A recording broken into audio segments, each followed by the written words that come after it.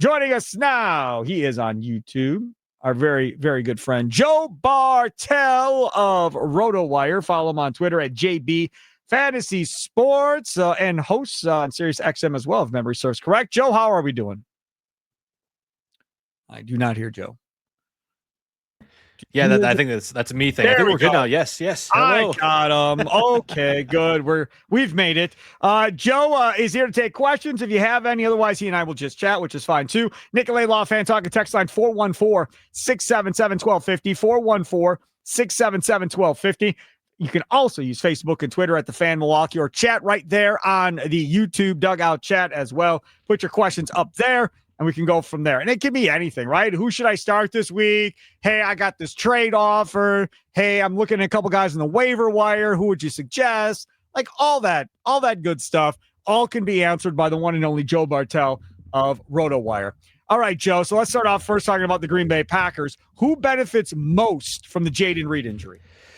Yeah, I don't know if there's anyone in the long term more than Matthew Golden, who I would encourage fantasy managers to hold on to if possible. I don't see the Packers using Matthew Golden to that extent in the immediate future, only because they don't really have to.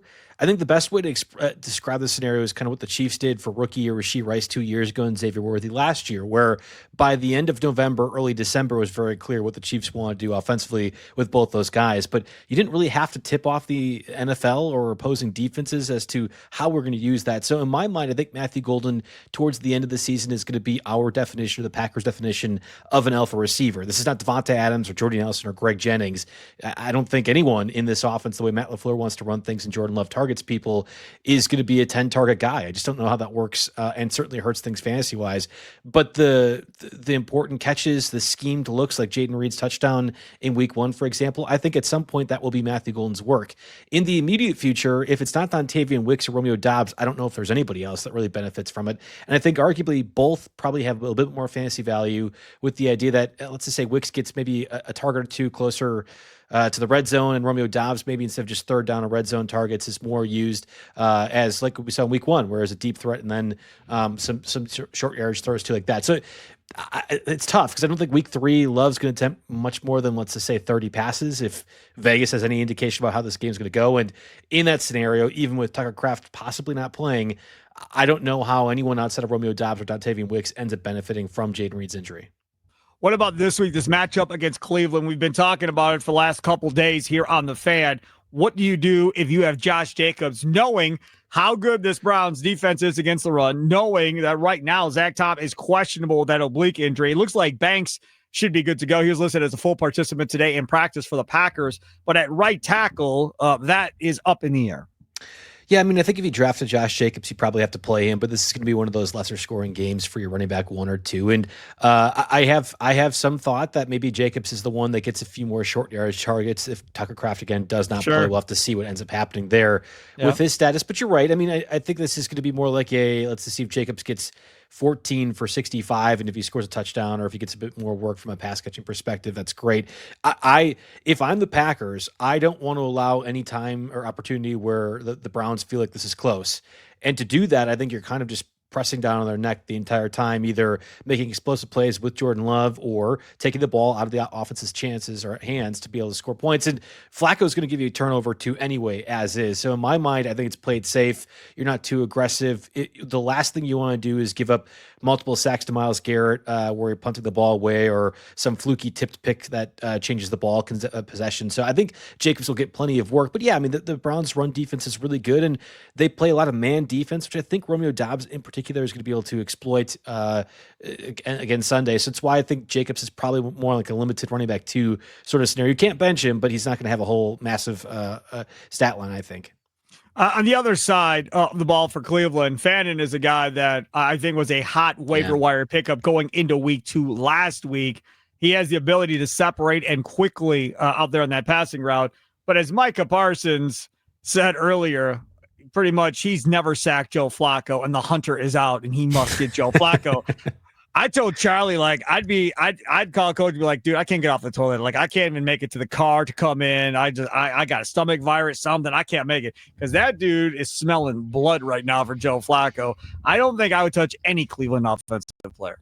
Yeah, I think you're playing Harold Fannin in deeper leagues. You had mentioned him as a waiver wire target post week one. I think Juwan Johnson as well too for the Saints, and arguably far more confidence in Juwan Johnson to start him week to week than Harold Fannin. But the way that Kevin Stefanski plays those two tight ends, David Njoku being the other one, the scheme is going to allow Flacco for most times to get the ball out quickly. And Cedric Tillman scores a touchdown last week against the Ravens, is kind of a fluky touchdown or a fluky bump in the air, and he goes and scores one there. So like I don't know.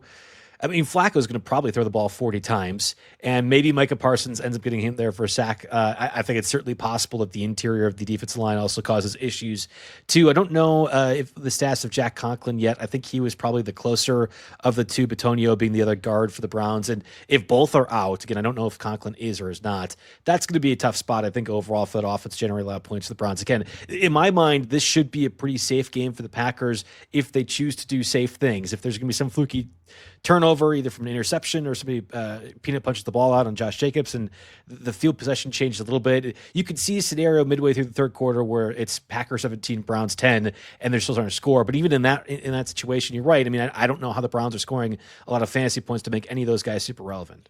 Antonio did not participate, listed as questionable. Conklin, limited participant like he's been all week, listed as questionable as well for that Browns offensive line. Let's switch gears, talk about a former Packer. Aaron Jones is hurt. I know, you're surprised. So he's going to be out several weeks for the Minnesota Vikings. What does this do for the status of Jordan Mason? How quickly does he rise up that running back board this week for fantasy? It would have probably been pretty high if not for the injury news for JJ McCarthy, and whether that was injury or just related to poor performance, I don't think we'll ever know, but I actually think it's far more related to the poor performance than it is the sprained ankle, which could keep him out a month potentially, sure, depending on how much the Vikings are concerned about that. But yeah, Aaron Jones out on injury reserve, will miss the next 4 games at minimum. The lack of depth behind Aaron Jones, I think, is almost comical from a roster build perspective. Xavier Scott, who I was not aware who he was as a player prior to the Aaron Jones announcement. I did a bit more research about him. And of course, signing Cam Akers is likely a practice squad call up too. I think Jordan Mason's just going to get a ton of work, both as a pass catcher and as a runner. But with Carson Wentz as the quarterback for the foreseeable future, to what degree that really means, I don't know. And I think Christian Darrisaw, their stud left tackle, if he ends up playing this week or next week, that will also make things a little bit better too. But at least for this matchup, I don't know if it's entirely a guarantee that Jordan Mason's like a 100 total yard guy and a touchdown, even though by default there is nobody else in Minnesota that I'd rather roster. So you're probably playing Jordan Mason, I would imagine, in most scenarios where you drafted him, but he's not like an obvious running back 2 even, like you might assume that given the JJ McCarthy injury. He is our guy, Joe Bartel, RotoWire Fantasy Sports. Follow him on Twitter at JB Fantasy Sports. Steve Sparky Pfeiffer here. Charlie Usen over there producing the show today. If you have any fantasy football questions, you can hop aboard as well. Nicolay Law Fan Talk and text line 414-677-1250, 414-677-1250. Facebook and Twitter at The Fan Milwaukee. Joe, I didn't see myself talking about Dre May as a starting quarterback in fantasy football. I had no intention of ever drafting Drake May, and I did not. But apparently somebody did and are continuing to play Drake May every week. Your thoughts on how he's looked so far? Yeah, I mean, that's not a fair a character assassination of Drake May, because from the rushing perspective, at least in fantasy, he's been okay. And I think in week 1, you certainly were able to get by with him as a starting quarterback. I would imagine Drake May is going to be in that sort of quarterback tier that you're describing, those low-end quarterback 1, certainly as bye weeks roll around. There's a lot of volume right now in the Patriots passing attack, which I wasn't expecting. You'd think with Ramondre Stevenson, Antonio Gibson, and Travion Henderson, there's going to be far more carries, but there is a lot of the check down stuff. And then with Drake May as a rusher, there's enough interest in the fantasy value. Now, again, against the Steelers defense, they've quietly been not very good against the pass, and I don't know if it's one that I'm necessarily scared where I have to play Drake May, but there probably are better options, like you had mentioned, that are out there instead. Like Daniel Jones, for example, I think in a good spot against the Titans defense.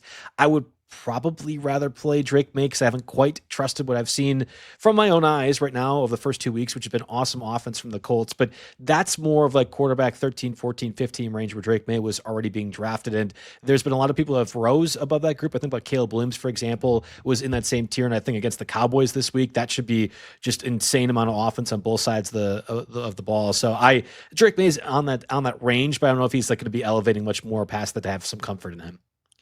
There he is, our guy, Joe Bartel. Let's switch gears here. Let's go over to the wide receiver thing. and talk about some of that. Caleb Williams sucks. We all know that. There's no question about that. And I've got DJ Moore in a league, and Kay, she's got Loveland. We already got rid of him because that's been a complete failure through 2 weeks. Their average third down distance, I believe, is third down in like 10.7 right now this year. So that's not good either. Horrible. But with all that being said, there does appear to be a shining light for fantasy football players in Roma Odunze.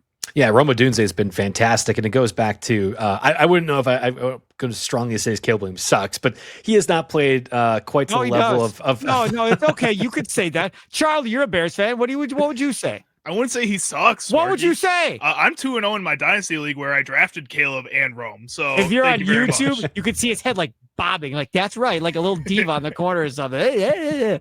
All right, go ahead. I have some confidence that Ben Johnson's going to make that passing attack look far more efficient. And while Caleb Williams definitely has deficiencies, we saw it last year. I think certainly this year he is not sucks. I don't want to go that degree from a quarterback perspective, but Odunze has been awesome. I love that Ben Johnson's getting more involved. The whole question this offseason was who plays the Amon-Ra St. Brown role for this new look version of Ben Johnson's offense in Chicago. And I think conventionally the way we describe that is Odunze right now, which is great because he's been an obvious fantasy start the past 2 weeks, and he certainly should be this week as well too. Your DJ Moore share should look a little bit better after this Cowboys game. The total for it, I think, is at 50 points. I wouldn't be shocked if one of these teams scores 50 in their own right, much less the combined two. If there is hopefully no weather involved, which it sounds like there might be just a little bit of drizzling or rain happening, I think Dak Prescott's throwing for a ton of yards. I think Caleb Williams throwing for a ton of yards. Odunze is an obvious start, and I think so is DJ Moore this week. All right, let's continue on talking about a couple of the other wide receivers. And again, this is, the start or sit 'em type stuff that you have every week trying to figure out who to play, who not to play. A guy that, again, another guy I wasn't a fan of, not because I didn't think he was any good. I just didn't think he was worth me drafting, was Ricky Pearsall, the wide receiver for the 49ers. Yeah, and Brock Purdy, I guess, was a limited participant in practice today. I don't think he ends up playing this week. I don't think the Niners expect him to play as well, too. And I was hoping that Mac Jones was going to be featuring Ricky Pearsall a little bit more last week. In fact, against that Saints matchup, I was like, oh, this could be perfect. It should be a smash spot for Ricky Pearsall. Instead, Juwan Jennings ends up getting the beneficiary, gets nearly 20 fantasy points. Juwan Jennings then, as it has been basically the entire season, has separate injuries, ankle and shoulder, and fails to practice all week. He was a DNP today. He is listed as questionable. Juwan Jennings is a tough receiver. He plays through a lot of stuff. I would be a little bit surprised if he is out there this week. And if that's the case, then Ricky Pearsall probably needs to be somewhere in the range of top 15 fantasy receiver. We saw from Mac Jones last year in Jacksonville that we know that type of quarterback. And again, let's just say sub backup, right? Like a quarterback 30 through 40 in the NFL. You could have those kind of quality backups at least end up targeting one player. And if it's not George Kittle, of course, and into reserve, we don't think Juwan Jennings will be available. Then I think Ricky Pearsall is going to see an insane, at least relative to what we've seen the past couple weeks, an insane amount of volume that should be making him, again, I think almost a guaranteed fantasy start if Juwan Jennings is unavailable. All right, Joe Bartel, who's that one guy that maybe not a lot of people are talking about, but that sneaky guy that you wouldn't mind playing this week? Yeah, I think it actually is Jacoby Myers, and I would imagine for a lot of folks he's already out there. But I watched that Monday night debacle against the Chargers, and the only positive takeaway I had from the Raiders' perspective was, man, Geno Smith targets Jacoby Myers a ton. And obviously now with Jaden Daniels ruled out, it's Marcus Mariota versus Geno Smith and the Raiders. Not a very fun game to watch, but if there's now volume in the passing attack that's more sustainable than last year, Jacoby Myers, who is already kind of like a wide receiver 3 in PPR leagues, I think becomes even more interesting to me rest of season. It might still be like 1,200 yards receiving and 5 touchdowns, and that becomes a little bit of a limited fantasy asset. But if you can go ahead and get Jacoby Myers because people understand, the Raiders aren't very good, we don't really like Geno Smith, whatever, I think you're able to capitalize on a narrative that's just incorrect about how Jacoby Myers is featured within that offense. So he's probably one of my top trade candidates right now, alongside Juwan Johnson, a tight end for the Saints, who again was a waiver wire pickup 2 weeks ago. The volume that he's been getting in New Orleans is almost just guaranteed to be sustainable, at least for a tight end wasteland that really, outside of Trey McBride, Brock Bowers, Tyler Warren, and Kraft, at least when he was healthy, had basically 4 guys that were difference makers and nobody else. So Juwan Johnson, Jacoby Myers, those are 2 guys I definitely want to trade for right now. We do have a question in the Dugout YouTube chat. Charlie, what do you got? So over in the Dugout, Jeff says, hey guys, I can only start one. Quentin Johnston, T. Higgins, or Cortland Sutton. Currently leaning Johnston. Yeah, and rightfully so. We've had big touchdowns in back-to-back weeks. That Broncos defense scares me a little bit, and I don't think there's going to be a Patrick Surtain that's necessarily trailing or following Quentin Johnston, but I'm a little bit surprised the Chargers are only favored by 2.5 points despite looking as good as they have, and I almost wonder if Vegas knows a little bit of something that we don't in terms of how the Broncos will play, or more importantly, how the Chargers will play. I would rather play T. Higgins, and I understand the concern with Jake Browning now as the quarterback for the Bengals here for the next 2 months, if not more. It's obviously not as good as Joe Burrow. Jake Browning can get the ball to Jamar Chase and T. Higgins. The way that you were thinking about those guys means you won't get their peak anymore. But T. Higgins was basically a mid-third round, early third round selection because of the volume, touchdown upside. That's still present with Jake Browning as the quarterback. So I'd rather play him over Johnston. There he is, Joe Bartel. Follow him on Twitter. If you got fantasy football questions between now and Sunday at kickoff, tweet him at him. He'll respond to you. Twitter at JB Fantasy Sports, and he's a Packer fan too. At JB Fantasy Sports, Joe Bartel, RotoWire Fantasy. Thank you so much, man. I appreciate it. We'll talk to you next Friday at 4:20. Yeah, thanks for having me on, guys. See you.